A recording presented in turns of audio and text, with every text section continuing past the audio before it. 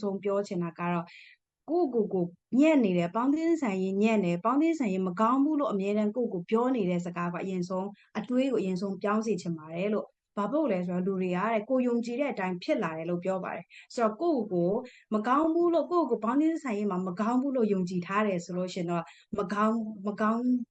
ဘူးဆိုတာပဲဖြစ်သွားမယ်ပေါ့နော်ဒါကြောင့်ကိုအတွေးကိုအရင်ဆုံးပြောင်းဖို့လိုအပ်တယ်ငါလူသားတယောက်ဖြစ်တယ်ငါလည်းပေါင်းသင်းဆိုင်ကောင်းရမယ်ငါလည်းကောင်းနိုင်တယ်ဆိုတာကိုအရင်ဆုံးပြောင်းစေချင်ပါတယ်နောက်ဒုတိယတစ်ချက်တင်နဲ့ဗာပြောင်းစေချင်လဲဆိုရှင်ကျမတို့လူငယ်တွေပဲဖြစ်ဘယ်သူပဲဖြစ်ပေါ့နော်အပြင်မှာရောက်တဲ့အချိန်မှာ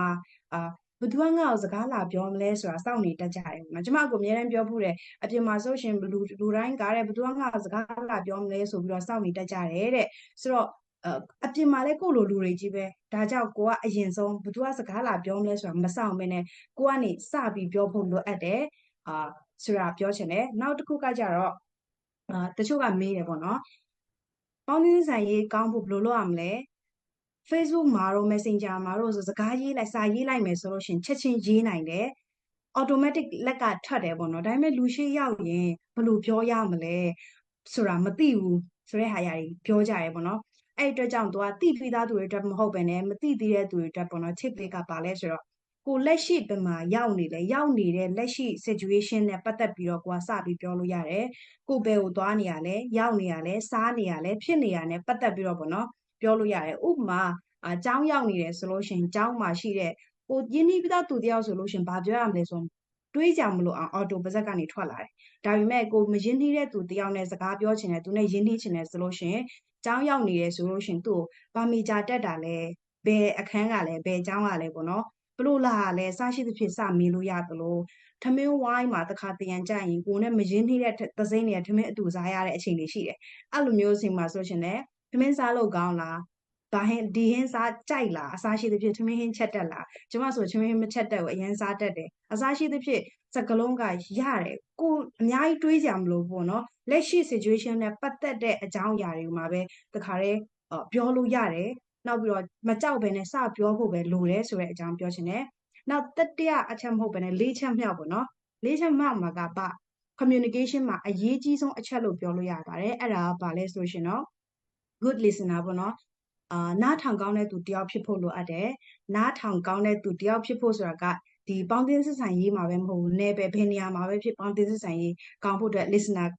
good listener ဖြစ်ဖို့လိုအပ်တယ်ပေါ့နော်ဆိုတော့နားထောင်တဲ့အချိန်ဘယ်လိုနားထောင်မလဲဆိုတော့ကိုကလက်ရှိမှာနေဖို့လိုအပ်တယ်ကိုယ့်ရဲ့အတွေးကသူများပြောတဲ့စကားကိုနားထောင်တဲ့အခါမှာကိုယ့်ရဲ့စိတ်ဝိညာဉ်ကလက်ရှိမှာနေရမယ်ကိုယ့်ရဲ့အတွေးကအတိတ်ကိုသွားနေတာမဟုတ်ဘူးအနာဂတ်ကိုလည်းသွားနေတာမဟုတ်ဘဲနဲ့လက်ရှိမှာနေဖို့လိုအပ်တယ်ဆိုတော့ the power of now ဆိုတာလည်းရှိတယ်ပေါ့နော် now မှာရှိနေခြင်းကတကယ်ပဲ power ရှိတယ်အထူးသဖြင့်counselor တွေ coaches တွေကနားမထောင်လို့မရဘူးနားထောင်ကောင်းတဲ့သူဖြစ်မှပဲသူတို့ client နဲ့ဘယ်လိုမျိုးရှေ့ဆက်မလဲဆိုတာလိုအပ်တယ်ဒီလိုပဲပေါင်းသင်းဆက်ဆံရေးမှာပဲဖြစ်ဖြစ်ကိုကပေါင်းသင်းဆိုင်ရေးကောင်းချင်တယ်ဆိုရှင်ကောင်းဆုံးနားထောင်ကောင်းတဲ့သူဖြစ်ဖို့လိုအပ်တယ်ကြားယုံပဲနားထောင်တာမဟုတ်ပဲနဲ့နှလုံးသားနဲ့နားထောင်ပြီးဖို့လိုအပ်တယ်နောက်ပြီးတော့သူဘယ်လိုနားထောင်လဲဆိုတာနားထောင်ပြီးဖို့လိုအပ်တယ်ပေါ့နော်နောက်ပြီးတော့တပားသူကိုပြောတဲ့အခါမှာကိုကသူ့ရဲ့အာယုံပျောက်စေနိုင်တဲ့ဥပမာဘာရှိလဲစာအုပ်ကင်လိုက်တာတော့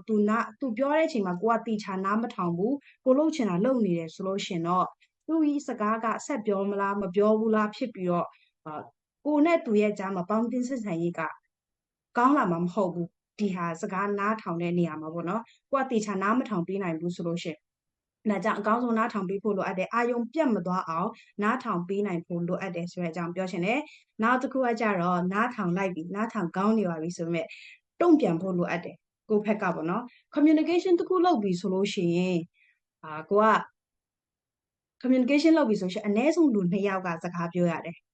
တစ်ယောက်တည်းကပြောလို့မရဘူးပေါ့နော်အနည်းဆုံး2ယောက်ကနေပြောရတယ်ဆိုတော့တစ်ဖက်ကပြောတဲ့စကားကိုကိုယ့်ဘက်ကနားထောင်ဖို့လိုအပ်တယ်နားထောင်တဲ့အချိန်မှာပြန်ပြီးတုံ့ပြန်ဖို့လိုအပ်တယ်ဥပမာပေါ့နော်ရှေ့ကတစ်ယောက်ကတော့အားရပါရပြောနေတယ်ပျော်စရာတွေလည်းပြောနေတယ်ဒါမှမဟုတ်ဝမ်းနည်းစရာတွေသူခံစားနေရတဲ့အရာတွေသူပြောနေတဲ့အချိန်မှာကိုနားထောင်သူတယောက်အနေနဲ့ပေါ့နော်ဘာဒီမျိုးငုတ်တုတ်ကြီးထိုင်ပြီးတော့ဟုတ်ကဲ့ဒီလိုကြီးပဲနားထောင်နေမယ်ဆိုရှင်ဟိုဘက်ကဘလို့ဆက်ပြောမလဲပေါ့နော်ဒါကြောင့်တုံ့ပြန်မှုကောင်းဖို့လိုအပ်တယ်တေချာလေးနားထောင်မယ်နှလုံးသားနဲ့နားထောင်မယ်သူပြောတဲ့စကားကိုအတိမတ်ပြုတ်ပေးမယ်ဟုတ်ကဲ့ ဟုတ်လားအော်ဒီလိုလားအစားရှိသဖြင့်အမူအရာလေးနေတယ်ပဲဖြစ်ဖြစ်ခေါင်းငိမ့်ပေးတာပဲဖြစ်ဖြစ်ကောင်းခါပေးတာဖြစ်အဲ့လိုမျိုးပေါ့နော်တုံ့ပြန်မှုရှိအောင်ကိုကအဲ့လိုမျိုးတုံ့ပြန်ဖို့လိုအပ်တယ်နောက်ပြီးတော့တုံ့ပြန်မှုကဘယ်လောက်ထိအရေးပါလဲဆိုလို့ရှိရင်ကျွန်မစာအုပ်တုံးမှာဖတ်ဖူးတယ်ပေါ့နော်အလုပ်တစ်ခုမှာလူငယ်နှစ်ယောက်အလုပ်သွားလျှောက်တယ်တဲ့ဆိုတော့အဲ့ဒီအလုပ်မှာဆိုလို့ရှိရင် qualification တောင်းထားတဲ့အရာတွေကလူငယ်တစ်ယောက်ကပြည့်မီတယ်နောက်တစ်ယောက်ကမပြည့်မီဘူးဒါပေမဲ့အဲ့နှစ်ယောက်မှာ qualification မပြည့်တဲ့သူကိုအလုပ်ခန့်လိုက်တယ်တဲ့ဆိုတော့အလုပ်မရတဲ့သူကမေးတယ်ဘာကြောင့်ကျွန်တော်အလုပ်မရတာလဲ qualification တွေလည်းအကုန်လုံးပြည့်တယ်လို့မေးလိုက်တဲ့အခါမှာဒီလုပ်ငန်းရှင်ဘက်က interview လုပ်တဲ့သူကပေါ့နော်ဒီတယောက်ကကြတော့တူတူလဲလဲရှိတယ် communication ကောင်းတယ်တုံ့ပြန်မှုကောင်းတယ်တဲ့အဲ့ဒါကြောင့်သူအလုပ်ခန့်တာလို့ပြောလိုက်တယ်ပေါ့နော်ဆိုတော့ကျွန်မပြောချင်တာကကျမတို့ interview တစ်ခုရပြီဆိုကြတဲ့ကကျမတို့ qualification တွေနဲ့က90%ကျော်ကကျမတို့ကိုအလုပ်လက်ခံပေးတာဖြစ်တယ်ကျန်တဲ့အပိုင်းတွေကသူ့ရဲ့တုံ့ပြန်မှုဘယ်လောက်ကောင်းလဲသူ့ရဲ့ communication ဘယ်လောက်ကောင်းလဲဆိုတဲ့အရာပေါ်မှာပဲကြည့်မယ်လို့ကျွန်မထင်တယ်ဒါကြောင့် communication မှာကတုံ့ပြန်မှုပေါ့နော်နောက်ပြီးတော့တုံ့ပြန်တဲ့ဟာစကားပြောမှမဟုတ်ဘူးစကားနဲ့ပြန်ပြောမှကိုကတုံ့ပြန်တယ်လို့ပြောတာမဟုတ်စောနာပြောသလိုအမူအရာလေးနဲ့ခေါင်းငိမ့်ပြီးတာချက်ချင်းတုံ့ပြန်တာပေါ့နော်ဆိုတော့အဲ့လိုမျိုးချက်ချင်းတုံ့ပြန်နိုင်ဖို့ဆိုတာလဲရှေ့ကပြောသလိုမျိုးကိုကကောင်းကောင်းနားထောင်နိုင်မှရှေ့ကသူဘာပြောသွားလဲဆိုတဲ့အရာကိုထောက်ခံပြီးအတိမတ်ပြုပြီးတော့ကောင်းငိမ့်ပြီးတာကောင်းမှာပြီးတာ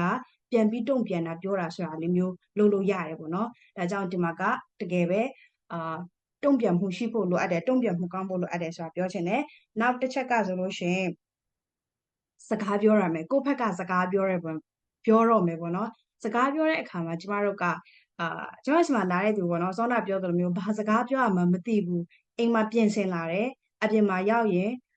မှားသွားတာတော့အချက်ကွဲသွားတာတော့ရှိတယ်ပေါ့နော်မပြောရဲတော့ဘူးအဲ့လိုမျိုးပြောတယ်ဆိုတော့ကျမတို့ဆရာကဘာပြောဘူးလဲဆိုရင် coaching ပေးရင်တဲ့ပထမဆုံးမှာတဲ့အချက်ကွဲမှာပဲတဲ့ပြောဘူးတယ်ပေါ့နော်အချက်လဲကွဲမှာပဲမှားရင်လည်းအများကြီးကြုံမှာပဲဒါပေမဲ့ဆက်သွားဖို့လိုအပ်တယ်ဘသူမဆိုဘသူပဲဖြစ်ဖြစ်perfect ဖြစ်တဲ့သူမရှိဘူးဒါပေမဲ့ practice make perfect လို့ပြောသလိုမျိုးလေ့ကျင့်ဖန်များလာရင်တော့ဒီလိုမျိုးပုံမကောင်းမှုနဲ့သူဖြစ်လာမယ်ပေါ့နော်ဆိုတော့ကျမတို့က practice လုပ်လို့ရတယ်နောက်ပြီးတော့စကားပြောတဲ့အခါမှာရှင်းရှင်းလင်းလင်းပြောဖို့လိုအပ်တယ်တခါလေကြာရင်ဘယ်လိုပြောမလဲတချို့ကစကားနည်းနည်းလေးလုံးတဲ့ဟာတွေရှိမယ်တချို့ကစကားမြန်တဲ့ဟာတွေရှိမယ်ဆိုတော့ပေါင်းသင်းစစ်ဆန်ရေးကောင်းဖို့အတွက်ဆိုလို့ရှင်ကိုကစကားကအရင်မြန်နေလို့လည်းမရဘူးတစ်ဖက်လူနားလည်နိုင်တဲ့စကားရိုးရှင်းတဲ့စကားတွေသုံးဖို့လိုအပ်တယ်တချို့နေရာမှာနောက်ပြီးတော့ဘယ်လိုပြောမလဲစကားပြောတာက communicate လုပ်တယ်ဆိုတာကပေါင်းသင်းစစ်ဆန်ရေးကောင်းချင်တယ်ဆိုတာကကိုပြိုင်ပွဲဝင်နေတာမဟုတ်ဘူးကိုဘလောက်စကလုံးတွေကျွဲနေတယ်ပြောတတ်နေတယ်ဆိုတာကိုပြောတာမဟုတ်ဘဲနဲ့တယောက်နဲ့တယောက်နားလည်ဖို့ပြောနေတာဖြစ်တဲ့အတွက်ကြောင့် simple is the best ဆိုတဲ့အတိုင်းရိုးရှင်းတဲ့စကားလုံးပြောဖို့လိုအပ်တယ်ကိုယ်စကားကနည်းနည်းလေးတစ်ဖက်လူနားလည်နိုင်အောင်ရှင်းဖို့လိုအပ်တယ်ပေါ့နော်အဲ့ဒါလိုအပ်တယ်နောက်တစ်ခုကဘယ်လိုပြောမလဲတချို့ကြတော့စကားပြောတဲ့အခါ communication ကောင်းတဲ့သူဆိုလို့ရှိရင်ဟာတညံရွှင်ရမယ်အဲ့လိုမျိုးတွေပေါ့ရှိရပေါ့နော်တချို့ကဟာတညံရွှင်တိုင်းကောင်းတယ်လို့တော့ကျွန်မမပြောတတ်ပေမဲ့တချို့ကဟာတညံတွေလည်းအရန်ရွှင်တယ်စကားလုံးတွေလည်းလုံးနေတယ်ဆိုလို့ရှိရင်ကျမတို့နားထောင်တယ်တကယ်ပဲနားထောင်ကောင်းတဲ့သူဖြစ်နေသည့်တိုင်အောင်သူ့စကလုံးကအရန်မရှင်းတဲ့အခါမှာဘယ်လိုပြောမလဲချက်ချင်းလည်းပြန်မေးလို့မရဘူးဖြတ်မေးလို့လည်းမရတဲ့အခါမှာသူက follow လိုက်ပေးလိုက်ရတဲ့အချိန်လေးရှိရပေါ့နော်အဲ့လိုမျိုးမဖြစ်အောင်ကိုယ့်ဘက်ကစကားတစ်ဖက်လူနားလဲအောင်အကောင်းဆုံးဖြည်းဖြည်းနဲ့ဘယ်လိုပြောမလဲရိုးရိုးရှင်းရှင်းတဲ့စကားလုံးတွေပြောဖို့လိုအပ်တယ်ဆိုတဲ့အကြောင်းပြောချင်တယ်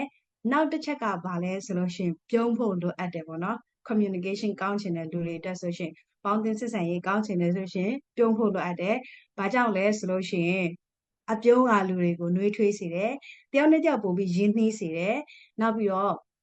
့ပေါင်းသင်းစစ်ဆန်ရေးမှာရေရှည်ပေါင်းသင်းစစ်ဆန်ရေးအတွက်တကယ်ပဲအထောက်အကူပြုတယ်နောက်ပြီးတော့အပြုံးကလူတိုင်းနားလည်တဲ့စကားဘယ်နိုင်ငံခြားသားနဲ့ပဲဖြစ်ဖြစ်ဘယ်သူနဲ့ဖြစ်ဖြစ်ကလေးလူကြီးတွေပဲအပြုံးကလူတိုင်းနားလည်နိုင်တဲ့ဘာသာစကားတစ်ခုဖြစ်တယ်ပေါ့နော်ဆိုတော့ပေါင်းသင်းဆိုင်ရေးအတွက်အများကြီးအထောက်အကူပြုတယ်ပြုံးဖို့လိုအပ်တယ်နောက်ပြီးတော့ပြုံးတယ်နောက်ပြီးတော့ဗာလဲယုံကြည်မှုတွေရရှိနိုင်တယ်ဒီကနေကောင်းကောင်းစကားပြောတယ်နောက်ပြီးတော့ပေါင်းသင်းဆိုင်ရေးမှာပေါ့နော်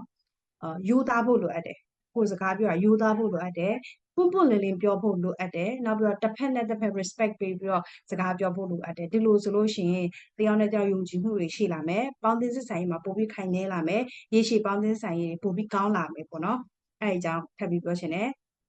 နောက်တစ်ခုကပြောစရာတွေအများများနေတယ် Okay ဆိုတော့နောက်တစ်ခုတစ်ချက်ပြောမယ်ဆိုရှင်ကျမတို့ကစကားပြောမယ်ဆိုရှင်တော့အိမ်မှာအရင်ကြောက်ကြတယ်ပြင်ဆင်နေကြတယ်ပေါ့နော်ဘာပြောဟိုမှာရရင်ဘာပြောမလဲစကလုံးတွေစီနေကြတယ်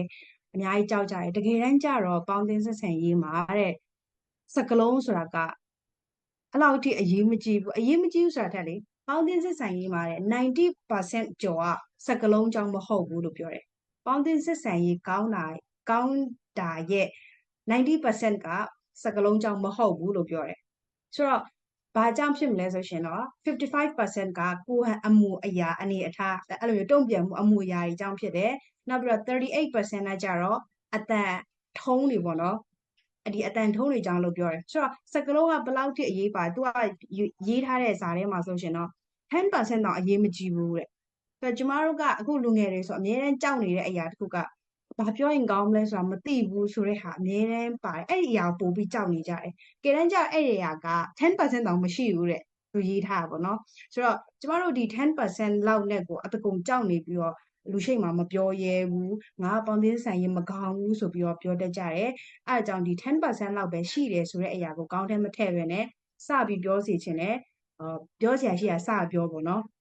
ဆိုတော့စပြောရင်းနဲ့ပဲပြောတတ်လာမယ်ရှေ့ကပြောသလိုမျိုးအမှားပါမယ်ဘယ်သူပဲဖြစ် perfect မဖြစ်ဘူးစပြောတဲ့အခါမှာအမှားပါမယ်အဆက်ကွဲမယ်ဘာမှမဖြစ်ဘူးလူတိုင်းအဆက်ကွဲဘူးတယ်လူတိုင်းမှားဘူးတယ်ပေါ့နော်ဆိုတော့ကိုမှားတယ်ဆိုတော့တချို့ကကြာအပြင်မှာစကားပြောရင်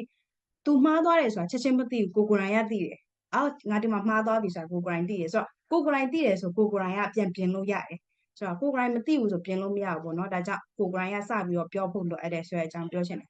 ဆိုတော့နည်းနည်းများသွားပြီလားမသိဘူးဒါပေမဲ့ထပ်ပြောမယ်နော်